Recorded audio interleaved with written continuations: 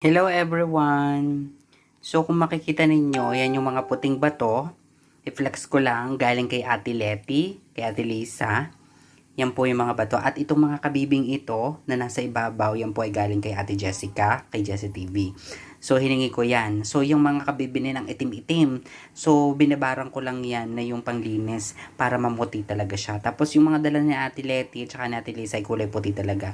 So bago natin ilagay po yung mga coral reefs o mga stone sa ating mga aquarium is kailangan po natin linisin muna or ibabad muna natin talaga siya sa tubig ng ilang araw bago po natin ito ilagay sa ating mga aquarium kasi minsan may dala rin po yung mga kung ano-anong mga microorganism o nakakasama o mga toxin sa ating mga fishda. So yun lang everyone. So salamat nga pala sa nagbigay at next week I hope na maayos ko na po ito.